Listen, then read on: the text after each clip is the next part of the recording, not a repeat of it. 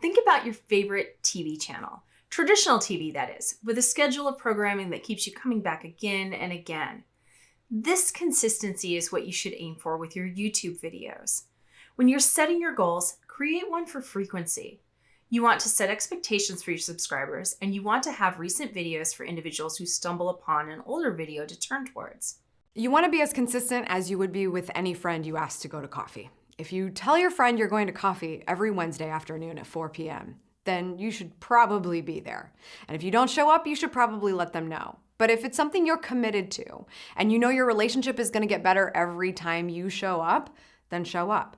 That's what consistency really means at a basic level. If you can't at least come and show up at the time and day you said you're gonna be there, all the other things that you can do to be consistent, like branding and how you present yourself, isn't gonna matter because you didn't show up some of the time. So be consistent. That's the first thing that people really see and start to connect with when they're thinking, oh, I can rely on this brand.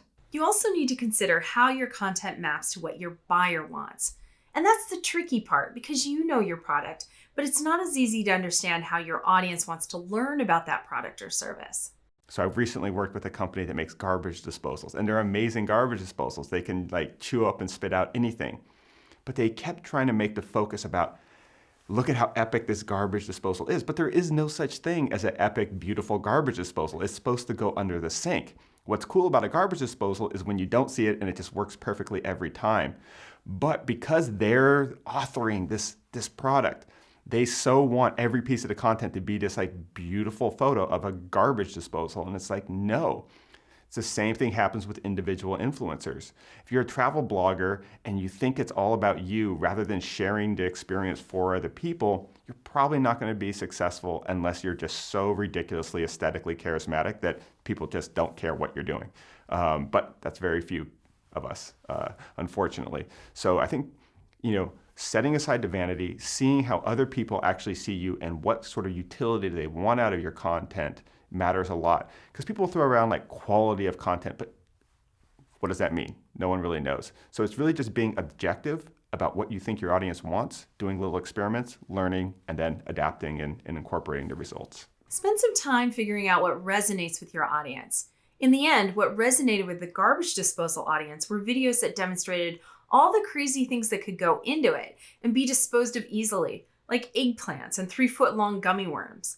So step outside yourself a bit and be receptive to what your audience wants versus what you think they want. When it comes to structuring your video, there are a few key elements that first draw a viewer to your videos and then entice them to subscribe or click through your content. Google recommends rethinking your story arc. Their traditional story arc is one that builds in intensity and rising action, resulting in a climax or a big reveal, after which is a bit of falling action, then a resolution. The emerging digital story arc is different because we consume stories differently as a result of today's video platforms. Now viewers need to understand immediately why they should stick around and watch your content. Google tells us to target your audience and know what they watch and what they don't. The emerging story arc is always evolving. I do have a formula that I follow in my videos, and it's important because part of YouTube, and in terms of making YouTube work, part of the things that make that happen is how long people are watching your videos for. So when I open up my videos, I always let people know that they're in the right place. So let's say that I have a specific title for my video. When the video itself opens up, then I reconfirm that they're in the right place and that they didn't get clickbaited or something like that. And I basically restate what it is that the title promised them when they click on the video, so that they know that that they haven't been misled, so to speak. And then from there, I drop an intro for the sake of branding, but unless it is critical for your target market, so to speak, something that they would respond to, personally, I don't even recommend using intros at all if you can, because they can actually hurt your audience retention. But past that, once I do get past the intro, I do also add a introductory call to action which basically invites people to subscribe to the channel. And with that, I tell people exactly what it is that I do on the channel, and then I invite them to subscribe. So instead of saying, hey, welcome to the channel, make sure that you subscribe, I say, if this is your first time here and you want to learn how to grow your channel, make videos, and all types of other YouTube related stuff, start now by subscribing and clicking the bell. So what I'm doing there is I'm structuring all of their pain points at the beginning, because I want them to say yes, yes, and yes, and then hit the subscribe button from there. And then once I get through that part, then of course I get into the actual body content, to where I deliver, all the stuff that they clicked on the video to watch. And then of course, I close it out at the end with additional calls to action. There are other reasons why you need to use a structure for video creation. For example, if you're working with resource constraints, keeping your emerging story arc in mind will help you save time and even reduce production costs. YouTube influencer Ben Ueda explains. So people will often ask me about the format or structures of the videos I produce. It's important, but not normally for the reasons that they would guess. People think that you create the format or the structure because you think that that's what the audience wants. But there's two sides of content production. There's the consumer side, which is meaning the audience finds it desirable and engaging, and so they click on it, share it, and talk about it, and engage in the comment section.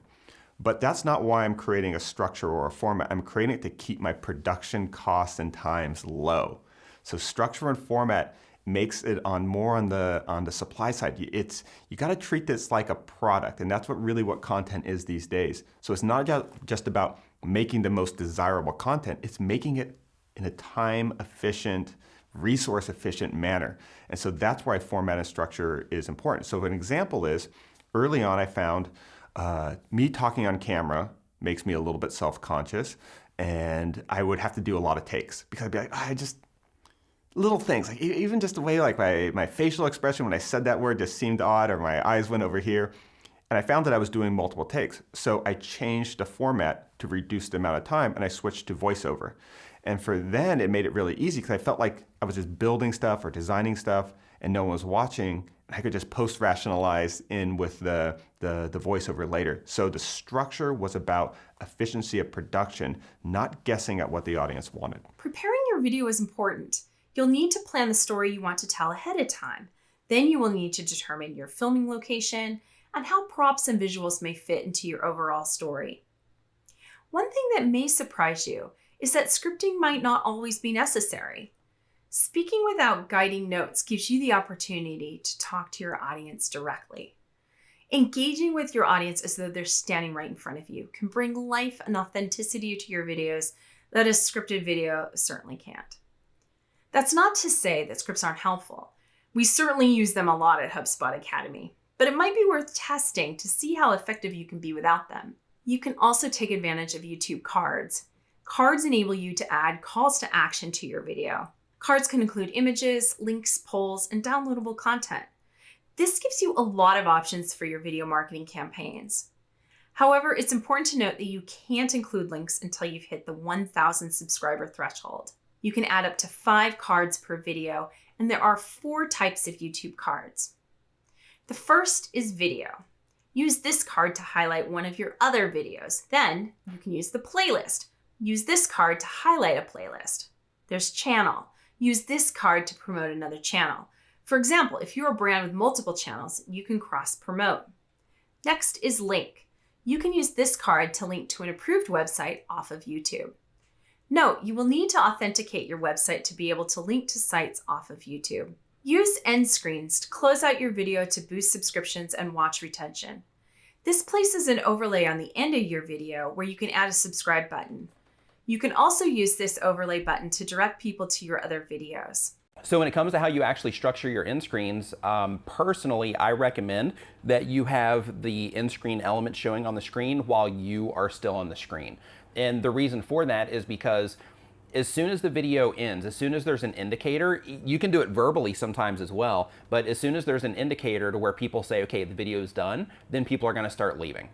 So because of that, while you are on the screen, they're gonna see that indicator. They're gonna see the other things that are happening on the screen when those elements pop up. But because you're still communicating, they don't know what it is that you're gonna be saying. So depending on how you structure your content and all of that, you can actually lead people into your end screen to where you don't even end your video per se. You keep sharing whatever content it is that you're sharing, and maybe even save the best part for that last 20 seconds of your video, so that you start training people to actually get used to staying on your video for that last 20 seconds, and then they have the option to subscribe or go to another video from there. Now you have some starting points and recommendations to structure your YouTube videos for success.